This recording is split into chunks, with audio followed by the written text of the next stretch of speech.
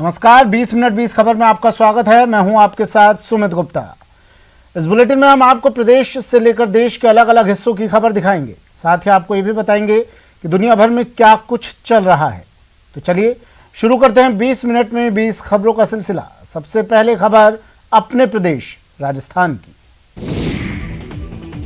BSF के 57वें स्थापना दिवस समारोह को खास बनाने के लिए जैसलमेर के शहीद पूनम सिंह स्टेडियम में तैयारियां तेज हो गई हैं। यहां न केवल परेड के लिए स्टेडियम में ट्रैक तैयार किया जा रहा है, बल्कि बीएसएफ के जवान यहां परेड के दौरान होने वाले करतबों का भी जोर शोर से रिहर्सल कर रहे हैं। आपको बता दें कि ये पहली बार है जब बीएसएफ का स्थापना दिवस समारोह दिल्ली से बाहर मनाया जा रहा है। खास बात यह है कि जैसलमेर के पूनम सिंह स्टेडियम में होने वाले इस समारोह में देश के गृह मंत्री अमित शाह भी शामिल होंगे। गृह मंत्री शाह 4 दिसंबर को ही जैसलमेर पहुंच जाएंगे। यहां पहुंचने के बाद वो सबसे पहले तनोट माता के दर्शन करेंगे, फिर जवानों से मिलेंगे। जैसलमेर के रोहतास चौकी पर अमित शाह रात्रि विश्राम करेंगे और अगले दिन 5 दिसंबर को बीएसएफ के स्थापना दिवस समारोह में भाग लेंगे। ये हम सब के लिए बहुत ही हर्ष का विषय है, गर्व का विषय है कि हमको इस बार मौका मिला है राजस्थान की धरती के ऊपर जैसलमेर में। मरुधरा में करीब 144 और देश भर में 1000 कृषि उपज मंडियों को ई नाम परियोजना में ऑनलाइन किया जा चुका है। प्रदेश में कृषि उपज मंडी टोंक में इस परियोजना के जरिए सबसे बेहतर काम किया जा रहा है। यहाँ होने वाले व्यापार अब ऑनलाइन हो रहे हैं। खास बात यह है कि टोंक कृषि उपज मंडी में एंट्री गेट से ही ऑनलाइन सिस्टम चालू है। और इनाम परियोजना के अंतर्गत संपूर्ण रूप से कृषि उपज का ऑनलाइन ट्रेड किया जा रहा है। आपको बता दें कि ई राष्ट्रीय कृषि बाजार यानी ई नाम से किसानों की फसल खरीदने वाले व्यापारी ज्यादा हो रहे हैं, जिससे अनाजों के अच्छे दाम मिलने की उम्मीद बन रही है। टोंक मंडी की बात करें, यहाँ अनाजों की गुणवत्ता प्रयोगशाला की जो सुविधा उपलब्ध है उससे भी यहाँ के किसानों को काफ़ी फायदा हो रहा है। इस योजना की एक और ख़ास बात यह है कि इस योजना के तहत फसल बेचने पर किसानों का पैसा सीधे बैंक खाते में चला जाता है। एक और ख़ास बात इस योजना की यह है कि इस योजना के जरिए व्यापारी ऑनलाइन ही माल खरीद सकते हैं।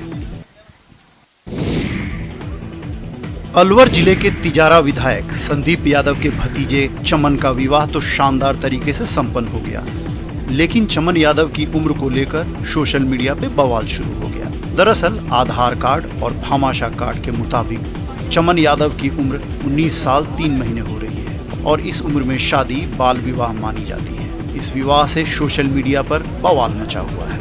आपको बता दें, चमन यादव की सगाई समारोह में प्रदेश के करीब सभी कद्दावर नेता और मंत्री शामिल हुए। इस वजह से इस हाई प्रोफाइल शादी की खूब चर्चा भी हुई थी, लेकिन अब उम्र को लेकर इस शादी पर सवाल उठने लगे हैं। हालांकि इस विवाद के बाद विधायक संदीप यादव ने एक पुराना हस्तलिखित जन्म प्रमाण पत्र सार्वजनिक किया है, जिसमें उनके भतीजे की उम्र 21 साल बताई गई है। साथ ही संदीप यादव ने ये भी कहा कि आधार कार्ड और भामाशाह कार्ड में जन्म तिथि की तारीख गलत है और इसे जल्द सुधरवा लिया जाएगा।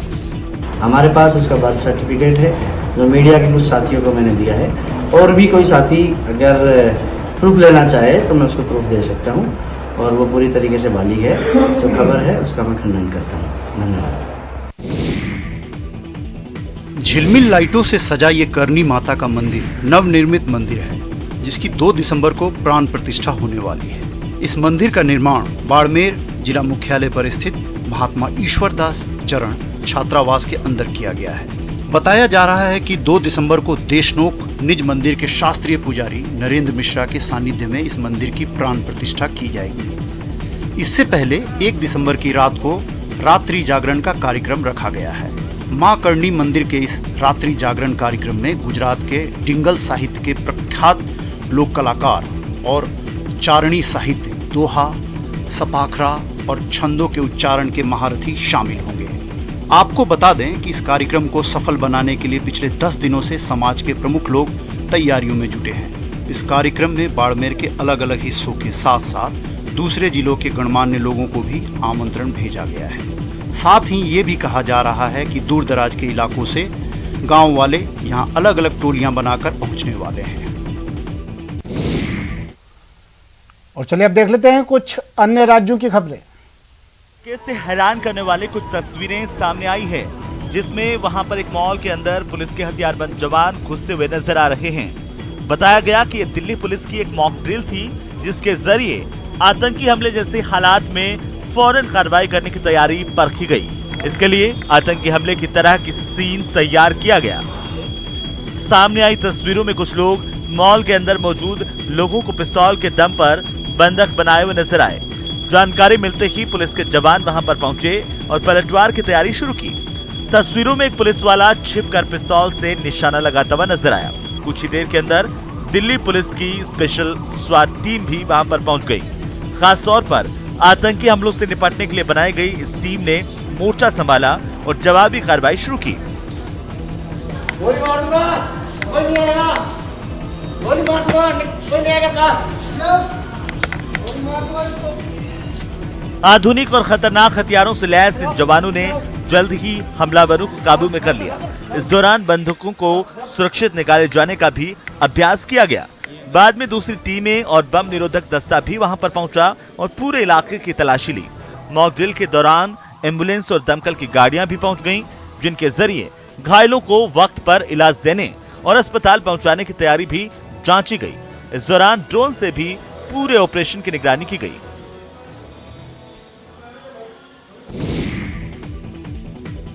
मणिपुर की राजधानी इम्फाल को भारतीय रेल नेटवर्क से जोड़ने का काम तेज हो गया है। दावा है कि 2023 तक वहां देश के दूसरे हिस्सों से ट्रेनों का आना जाना शुरू हो जाएगा। दरअसल यहां रेल लाइन का बिछना बहुत ही मुश्किल है, लेकिन इन चुनौतियों के बाद भी यहां पटरियों के लिए जमीन तैयार करने का काम तेजी से चल रहा है। न्यूज 18 की टीम जब वहां पहुंची तो पहाड़ियों को समतल करने के काम में कई मशीनें जुटी दिखी, जबकि कुछ लोग पहाड़ के ऊपर एक पुल बनाते नजर आए। ये भारतीय रेल का एक ब्रिज है जो कि पियर ब्रिज कहलाएगा। दुनिया का सबसे ऊंचा पियर ब्रिज होगा ये। और इस पुल की लंबाई 700 मीटर होगी।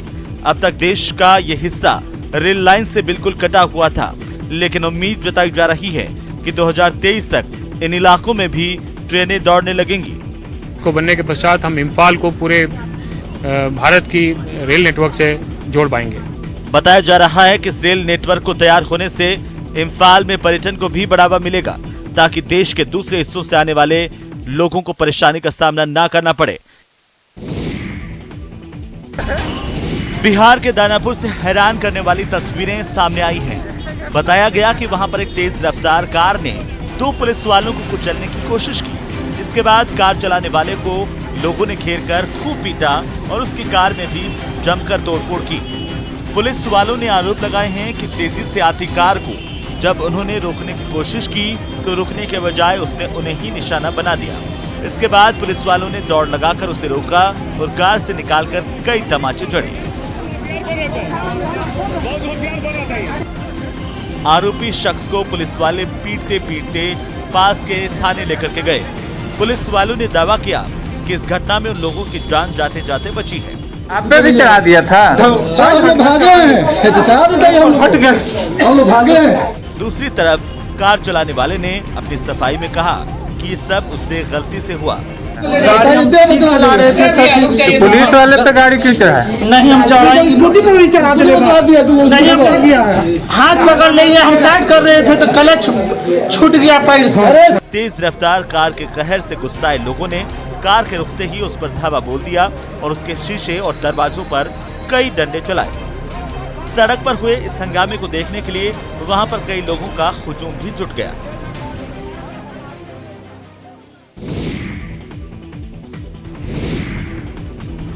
उत्तर प्रदेश के अलीगढ़ से चौंकाने वाला वीडियो सामने आया। यहां पर मोटरसाइकिल सवार लोगों ने एक होमगार्ड की सरेआम पिटाई कर दी।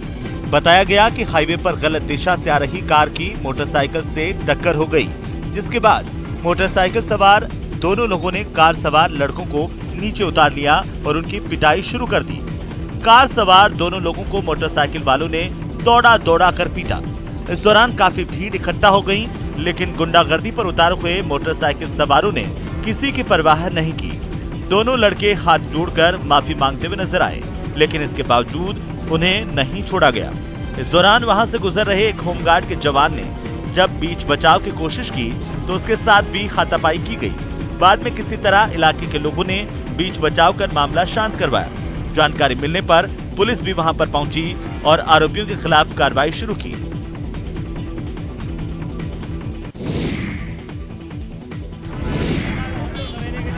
उत्तर प्रदेश के फिरोजाबाद से हैरान करने वाली कुछ तस्वीरें सामने आई हैं। वहां आपसी विवाद में दो पक्षों के लोग आपस में भिड़ गए, जिसका वीडियो वायरल हो गया। बताया गया कि एक परिवार के कुछ महिलाओं के बीच किसी बात पर विवाद बढ़ता चला गया, जिसकी वजह से वो दो खेमों में बंट गई और अपने घर का झगड़ा सड़क पर जा पहुंचा। जो तस्वीरें सामने आई उनमें कुछ महिलाएं एक दूसरे से मारपीट करती हुई नजर आई। एक महिला ने तो दूसरी के बाल पकड़कर उसे कुछ ही दूरी तक घसीट दिया और फिर उसे सड़क पर गिरा दिया। ये महिलाएं यही नहीं रुकी, उसने उस महिला को मारने के लिए उसकी तरफ चप्पल भी फेंकी। हद तो तब पार हो गई जब इस हंगामे को शांत करने की कोशिश कर रहे एक बुजुर्ग के साथ ही कुछ लोगों ने धक्का मुक्की की।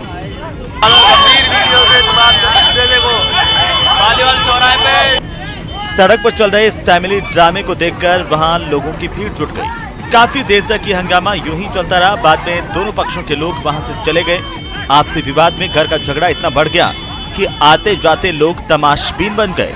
घर की महिलाएं तो मारपीट पर उतारू हुई ही, साथ में परिवार के बाकी सदस्य भी इस झगड़े में कूद पड़े, जिससे बवाल बढ़ गया।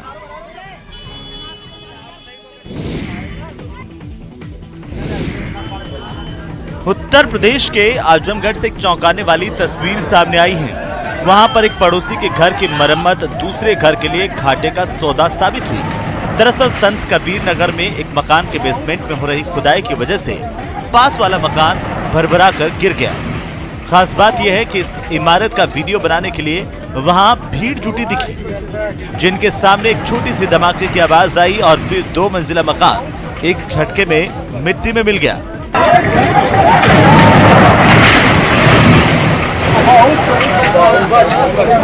मकान के अंदर का वीडियो तो और भी हैरान करने वाला था।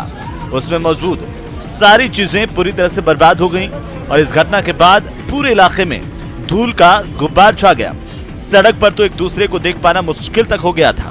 बताया गया कि हादसे के वक्त उस मकान में कोई मौजूद नहीं था और इसलिए किसी को चोट नहीं आई, लेकिन मकान गिरने से मकान मालिक को करीब 50 लाख के नुकसान की आशंका जताई गई। बात यह है कि आजमगढ़ में जो मकान इस हादसे का शिकार हुआ, उसके ठीक बगल वाले मकान में बेसमेंट की खुदाई का काम हो रहा था, जिसका असर इस मकान पर भी पड़ा। गनीमत की बात यह रही कि हादसे का शिकार हुए मकान में रहने वाले सभी लोग कुछ दिन पहले ही अपने गांव गए थे, जिसके चलते वो पूरी तरह से खाली था। आरोप लगाया गया है कि बेसमेंट की खुदाई के लिए प्रशासन से अनुमति नहीं ली गई थी, जिसके बाद इस पर जांच की कार्रवाई की जा रही है। गुजरात के भावनगर से एक डराने वाली तस्वीर सामने आई है। वहां पर अलंग इलाके में मौजूद शिपयार्ड में अचानक से आग लग गई, जिसके बाद वहां का नजारा बेहद डरावना हो गया। कई किलोमीटर दूर से देखे जा सकने वाले धुएं के बादल को देखकर जब लोग वहां पर पहुंचे तो शिपयार्ड की हालत देखकर सहम उठे। वहां से काले धुएं का ऐसा गुब्बार उठता हुआ नजर आया मानो कोई ज्वालामुखी फट पड़ा हो। कुछ देर तक तो इस धुएं ने सड़क पर भी कब्जा जमाए रखा, जिसकी वजह से लोगों ने अपनी मोटरसाइकिल को रोककर खड़े रहना ही ठीक समझा। इन्हीं में से कुछ लोगों ने आगे बढ़कर आग पर पानी डाला और साथ ही फायर ब्रिगेड को इसकी खबर दी। दमकल विभाग की कोशिशों से आग पर काबू पा लिया गया, लेकिन तब तक वो शिपयार्ड पूरी तरह से जलकर राख हो चुका था। बात यह है कि भावनगर के अलंग इलाके में हुए इस हादसे में शिपयार्ड की 3 अलग अलग यूनिट में आग भड़की। इन जगहों पर पानी के बड़े जहाजों को डिसमेंटल यानी कि तोड़ने का काम किया जाता है और इसी वजह से वहां पर बहुत सारी लकड़ियां मौजूद थीं, जिसकी वजह से आग ने विकराल रूप ले लिया। हरियाणा के पलवल से डरा देने वाली कुछ तस्वीरें सामने आई हैं। वहां एक पेट्रोल पंप पर पिस्तौल की नोक पर लूटपाट हुई। बताया गया कि बदमाश वहां से 2.5 लाख रुपए लूट कर ले गए। ये घटना 4 दिन पहले की बताई जा रही है, जिसकी तस्वीरें यहां पर लगे सीसीटीवी कैमरे में कैद हुई है और अब ये तस्वीरें सामने आई हैं। इन तस्वीरों में साफ दिख रहा है कि पेट्रोल पंप पर पहुंचे 2 नकाबपोश बदमाशों ने वहां पर मौजूद कर्मचारियों को पिस्तौल दिखाकर पहले डराया, फिर उनके सामने ही अलमारी का ताला तोड़ा और उसमें रखे रुपए निकाल लिए। जब एक बदमाश अलमारी से पैसे निकालने में जुटा था तब दूसरा काउंटर की ड्रोन को खंगालता हुआ नजर आया। इस घटना की जानकारी मिलने के बाद पुलिस वहां पर पहुंची और आरोपियों की तलाश शुरू कर दी। अलमारी का ताला तोड़कर 2.5 लाख रुपए निकाल कर चेक कर पाए। जो सीसीटीवी फुटेज सामने आए हैं उसमें दिखा कि इससे पहले दोनों बदमाशों ने पेट्रोल पंप पर सो रहे कर्मचारी को लात मारकर उठाया। वो दूसरे पेट्रोल पंप कर्मचारी को पहले ही धमका चुके थे, इसलिए चुपचाप ये सब कुछ वो देखता रहा। दोनों बदमाश इस वारदात को अंजाम देने के बाद यहां से फरार हो गए। तेलंगाना की राजधानी हैदराबाद से रूह कंपा देने वाली कुछ तस्वीरें सामने आई हैं। वहां एक पिता ने अपने 8 साल के बेटे की शरारत करने पर जमकर पिटाई की है। ये घटना 2 दिन पहले की बताई जा रही है, जिसका वीडियो उसकी बहन ने बना लिया था। इस वीडियो में साफ नजर आ रहा है कि बच्चे के पिता उसे बेरहमी से डंडे से पीट रहे हैं और वो लगातार अपने पिता से एक गुहार लगा रहा है कि वो उसे बख्श दें। बच्चे की इस गुहार पर भी उस मासूम के पिता का दिल नहीं पसीजा और वो डंडा टूटने के बाद भी उसे पीटता रहा। ये सब देख मारपीट का एक वीडियो रिकॉर्ड कर रही उसकी बहन भी अपने पिता को रोकती सुनाई दी। इस मारपीट के बारे में जैसे ही बच्चे की मां को इसका पता चला, वो अपने पति की शिकायत करने पुलिस स्टेशन पहुंच गई, जिसके बाद पुलिस ने भरोसा दिया कि आरोपी पिता के खिलाफ कार्रवाई की जाएगी। हमने केस दर्ज कर लिया है और तहकीकात जारी है कि मारपीट के बाद उस मासूम को अस्पताल ले जाना पड़ा। ठंड से ठिठुर रहे लोगों के बीच कंबल बांटने की ये तस्वीरें मध्य प्रदेश के इंदौर से आई हैं। इंदौर पुलिस में काम करने वाली एसआई अनिला पाराशर दिन में अपनी ड्यूटी करती हैं और रात में उन लोगों की मदद के लिए फुटपाथ पर पहुंच जाती है। वो लोग जो फुटपाथ पर रहते हैं, जिनके पास ठंड से बचने के लिए कोई ठिकाना नहीं, उन लोगों को कम से कम एक कंबल मिल सके, इसके लिए एसआई अनिला पाराशर उन्हें कंबल बांटती हैं। साथ ही जो लोग रैन बसेरे जा सकते हैं, उन्हें वो रैन बसेरा तक पहुंचाती हैं। हमने ये ब्लैंकेट बांटने की शुरुआत 2019 से की थी। लगातार अभी ये 3रा साल है। पिछले साल ही हम लोगों ने 10 लाख रुपए के 8,500 कंबल का डिस्ट्रीब्यूशन किया था। इसकी शुरुआत ऐसे हुई थी कि एक दिन पेट्रोलिंग करते वक्त मुझे एक महिला दिखी जो कड़कड़ाती ठंड में सुबह मर गई थी, जिसके पोस्टमार्टम के बाद मुझे जानकारी मिली कि ठंड से अकड़ने से उसकी मौत हुई है। तो मुझे ऐसा लगा कि अगर कल उसे किसी ने कंबल वगैरह डिस्ट्रीब्यूट कर दिया होता या रेन बसेरा की जानकारी दे दी गई होती तो उसकी जान बच जाती। बस वहीं से हम लोगों की शुरुआत हुई। जन्नत में मुफलिसी का जीवन गुजारने वाली या फिर रोजगार की तलाश करने वाली महिलाओं को यहाँ उस उम्मीद कार्यक्रम की जानकारी दी गई, जिससे उनकी तकदीर बदल सके। जम्मू कश्मीर के राजौरी में बुद्धल ब्लॉक में राष्ट्रीय ग्रामीण आजीविका मिशन के उम्मीद कार्यक्रम के तहत ग्रामीण आजीविका योजनाओं के बारे में यहाँ की महिलाओं को जानकारी देने के लिए एक शिविर का आयोजन किया गया। इस शिविर में बड़ी संख्या में महिलाएं शामिल हुईं। इन महिलाओं से यहाँ पर आए हुए अधिकारियों ने स्वयं सहायता समूह बनाने का आग्रह किया, ताकि उन्हें स्थायी आजीविका मोड और वित्तीय सहायता के लिए यहाँ वहाँ भटकना ना पड़े। हम चाहते हैं कि वो लोग उस चीज को पिक करें, उस चीज को फॉलो करें और खुद के लिए खुद इंडिपेंडेंट बने। तो हमारे यहाँ पे ये स्कीम बहुत अच्छे से चल रही है। हर लड़की ने अपना बिजनेस, अपनी कटिंग टेलरिंग की दुकानें अच्छी तरह से अपना बिजनेस चला रही हैं। हम इधर कटिंग टेलरिंग का काम भी कर रहे हैं। हमारे पास 15 या 20 लड़कियां भी काम कर रही हैं, तो हमारा काम अच्छा चल रहा है। हम उम्मीद करते हैं कि हमारा काम आगे भी बढ़ेगा। जन्नत की इन लजीज पकवानों का अगर जन्नत में मजा न लिया तो फिर जम्मू कश्मीर जाने की बात करना और वहां पर घूम कर लौट आने की बात करना बेकार है। जम्मू कश्मीर के इन पारंपरिक पकवानों की रेसिपी सहेज कर रखने और इन्हें अगली पीढ़ी के लोगों तक पहुंचाने की पहल शुरू की है। फर्स्ट ईयर की स्टूडेंट आसमा भट्ट ने।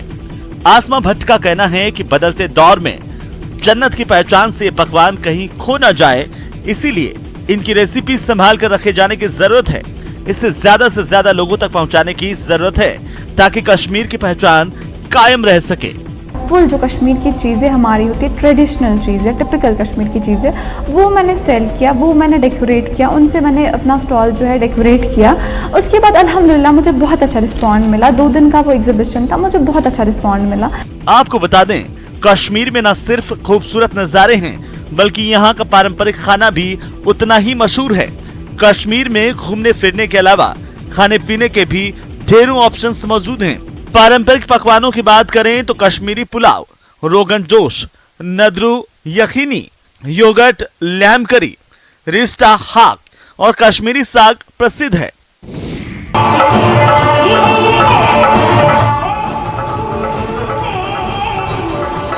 श्रीनगर में रविवार की शाम उस वक्त और हसीन हो गई जब वादी के उभरते कलाकारों ने शाम सूफियाना कार्यक्रम में अपने गीत संगीत का जादू दिखाना शुरू किया। भारतीय सेना की ओर से आयोजित इस शाम सूफियाना कार्यक्रम में कश्मीरी संगीत के साथ साथ बॉलीवुड के गीतों का भी जलवा देखने को मिला।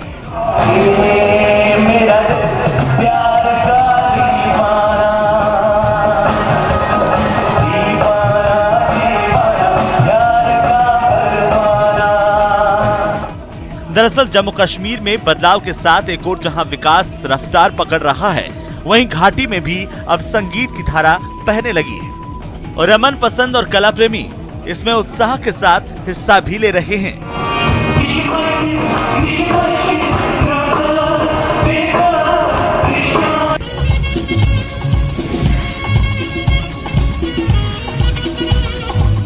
देशभक्ति से लबरेज, जोश से भरपूर इस कार्यक्रम का आयोजन किया गया है गुवाहाटी के लाचित स्मारक परिसर में।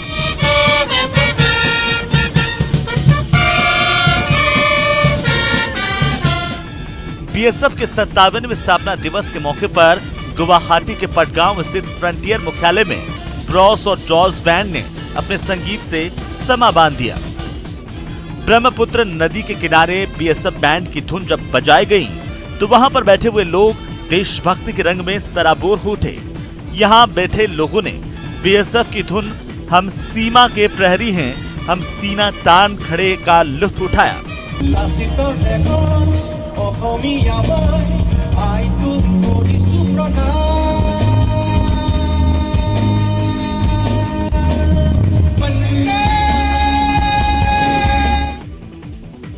बीस मिनट 20 खबर में अब बात कर लेते हैं कुछ अंतर्राष्ट्रीय खबरों की। अफ्रीकी देश बुर्किना फासो में सरकार के खिलाफ जारी प्रदर्शन में सड़क पर उतरे लोगों की पुलिस से झड़प हो गई। लोगों का आरोप है कि वहां की सरकार आतंकी संगठन अल-कायदा और इस्लामिक स्टेट ग्रुप से जुड़ी हिंसा को रोकने में सक्षम नहीं है, जिस वजह से देश में तनाव बढ़ गया। इसी वजह से नाराज लोग सड़कों पर उतर आए। प्रदर्शन की कुछ तस्वीरें राजधानी वागाडुगु से भी सामने आई हैं, जहां पर हालात इतने बिगड़ गए कि पुलिस को प्रदर्शनकारियों पर आंसू गैस के गोले छोड़ने पड़े। साथ ही साथ पुलिस वाले प्रदर्शनकारियों को सड़क पर हटाते हुए भी दिखाई दिए। गुस्साए प्रदर्शनकारियों ने भी अपना विरोध जताने के लिए सड़कों पर जगह जगह टायर्स में आग लगा दी।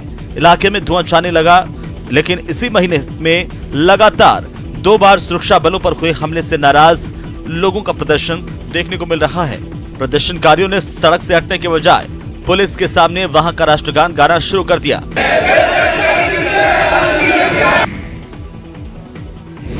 प्रशांत महासागर में मौजूद देश सोलोमन आइलैंड्स में ऑस्ट्रेलियाई सेना की मौजूदगी के बावजूद हिंसा की घटनाएं थमने का नाम नहीं ले रही हैं। हिंसा की आग में जल रहे इस देश में शांति बहाल करने के लिए ऑस्ट्रेलिया ने 2 दिन पहले ही वहां अपने जवान भेजे थे।